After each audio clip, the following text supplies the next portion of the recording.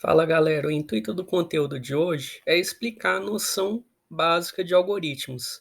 Dentre essas noções, a gente precisa compreender qual que é a diferença de dados e informação.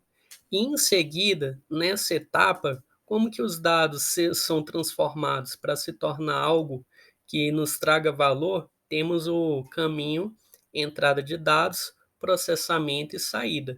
E nisso, né, a gente tem a ideia geral de como funciona um algoritmo. Na aula de hoje, vamos aprender as quatro formas aqui de algoritmos: descrição narrativa, fluxograma, pseudocódigo e uma linguagem específica para a declaração desses algoritmos. E aqui a gente vai estar utilizando a linguagem JavaScript. Fica com a gente até o final.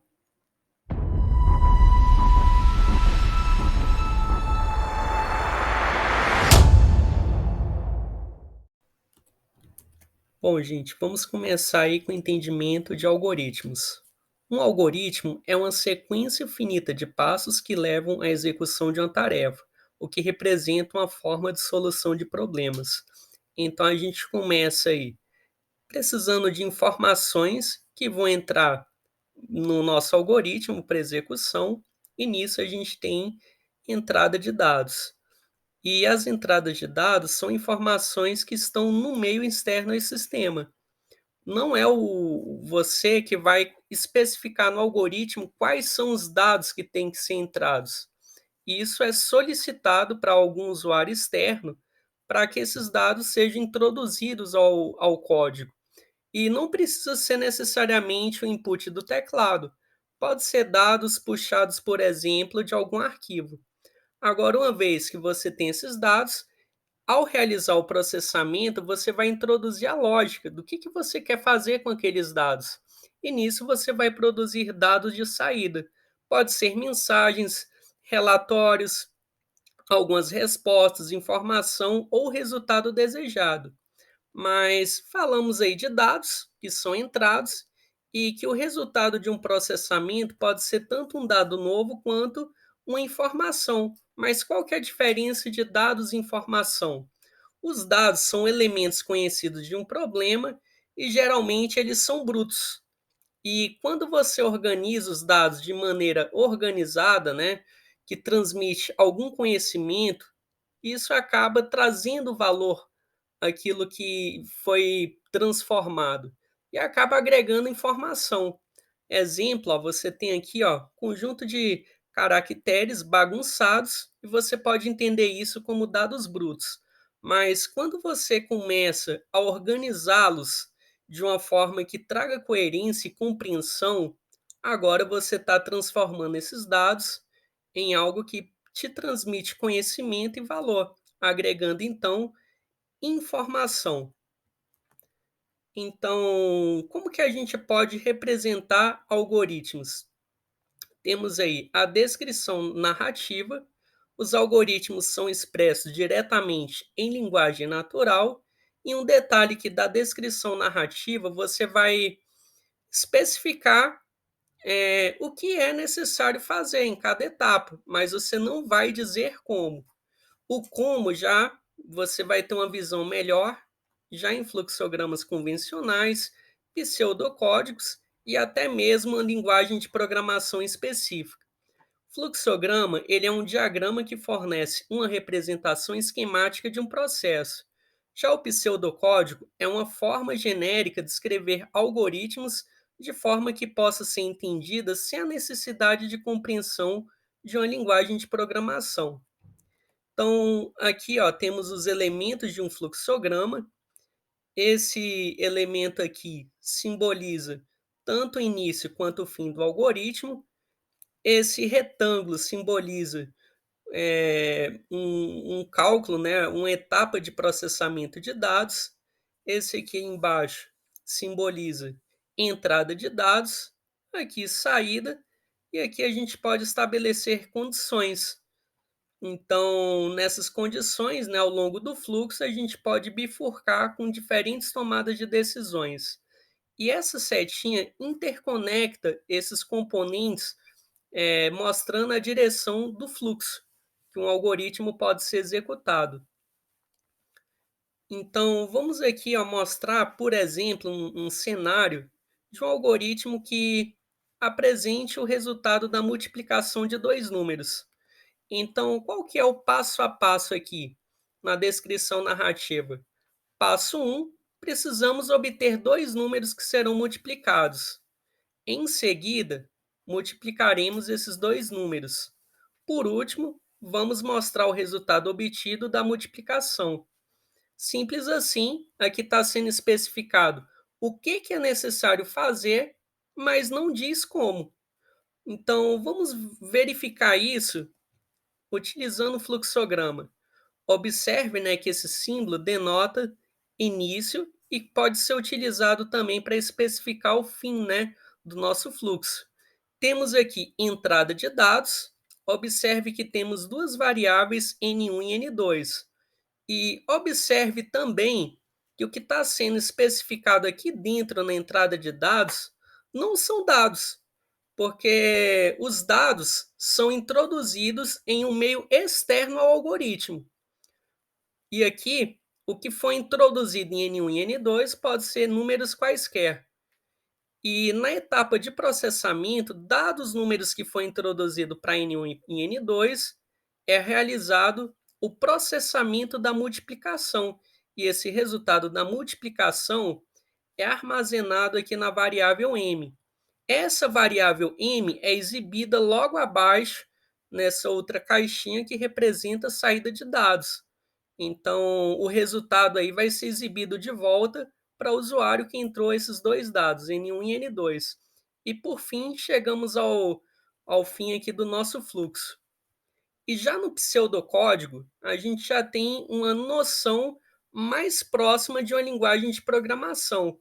Só que pseudocódigo a gente entende que é um código do qual é genérico o suficiente que pode ser replicado para qualquer tipo de linguagem. E aqui a gente precisa determinar quando começa e termina um algoritmo, e aqui dentro a gente vai declarar algumas variáveis. Observe que muitas das linguagens você precisa especificar um tipo de dado. E aqui ó, vamos começar aí com as variáveis N1 e N2, que vai representar os dois números que vão ser introduzidos pelo usuário. M, outra variável que vai armazenar o resultado do processamento, e a gente está especificando que essas três variáveis é do tipo numérico. Em seguida, logo na linha abaixo, é apresentado ao usuário que ele precisa digitar dois números. Bom, poderia e partirmos logo para a entrada de dados? Leia N1 e N2?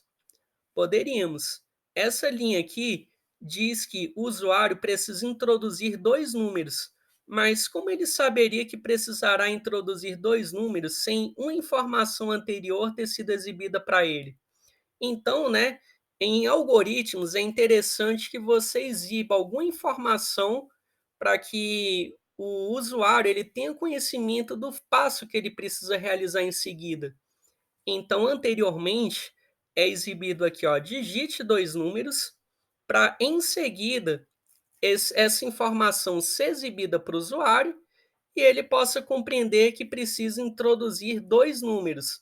Uma vez introduzidos esses números, vamos aqui para a etapa de processamento, onde a multiplicação de N1 com N2 é armazenada na variável m, e em seguida é apresentado de volta para o usuário o resultado na multiplicação. Observe que tudo que está enclausurado com aspas em quase todas as linguagens de programação é entendida como um texto, um texto a ser exibido. Então, que tipo de texto vai ser exibido? Multiplicação igual, temos ainda mais um espaço, e aqui, ó, vírgula, para separar esse texto da variável. E ao longo da exibição do que vai ser escrito de volta para o usuário, ou exibido, vai aparecer multiplicação igual, espaço e o resultado do valor da multiplicação que está armazenada na variável m. Por fim, chegamos também ao fim, né, desse algoritmo.